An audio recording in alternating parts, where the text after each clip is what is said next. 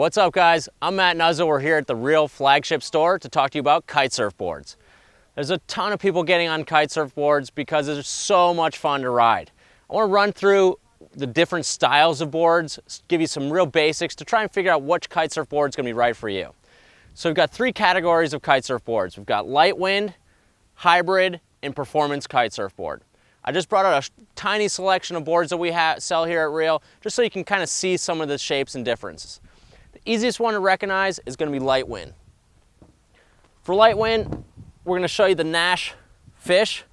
And what's most noticeable about this thing is it's super, super wide. Okay, so Gnash Fish is 22 wide. Basically, any kitesurf board's over 20 inches wide. It's probably going to be pretty good in light wind.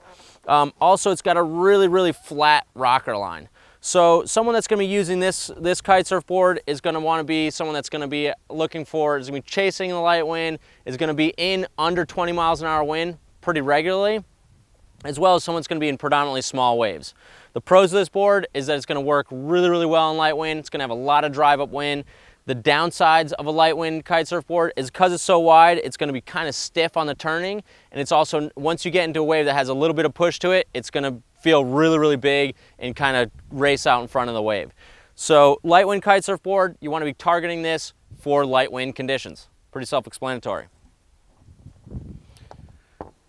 Next one up here, we're going to talk about the Slingshot Solaritas, great hybrid board. And the hybrid kitesurf board is a category that's most people are getting into. So we'll work in light wind, reaches really well, goes upwind well, but when you get into some surf, it's still going to be turnier. And you can notice just right off the bat, it's a lot narrower. It's going to be a little longer than, say, something like the Gnash Fish, but it still maintains that kind of real wide tail down to the bottom. And also, if you look at the rocker line, it's really flat below your feet, so that flatness is what gives you that drive upwind.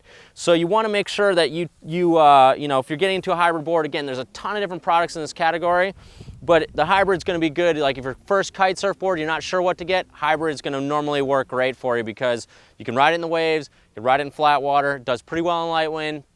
It just kind of does everything well. The downsides of it is that in the hybrid is it's going to not really turn that hard. It's gonna, you know, it's gonna take a lot of muscle to get it to do a real snappy turn. And then also, if you get in a really steep wave, this thing is just, again, you're gonna be way out in front of the pocket as opposed to be right in the pocket.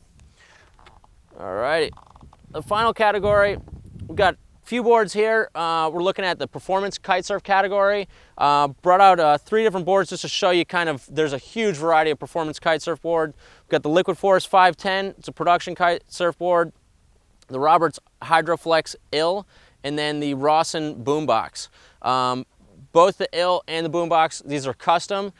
This is a production kitesurf board here by Liquid Force.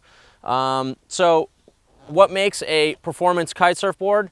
First and foremost, you can check it out. It's got a lot more kick in the tail, a lot more rocker line in the tail. As well, you're gonna have a much thinner rail, narrower board. So that way when you get on a steeper wave, you're going down the line, you're gonna stay in the pocket and you're not gonna race out, the wave's not gonna push you way out in front of it. As well as you can turn these boards really, really hard and stay right there on the wave.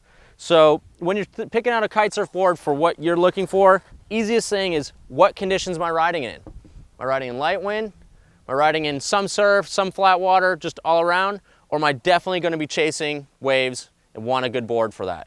Figure out which category. Give us a call at Real, 866-REAL548. We're going to pick the right kitesurf board for you. Thanks, we'll see you on the water.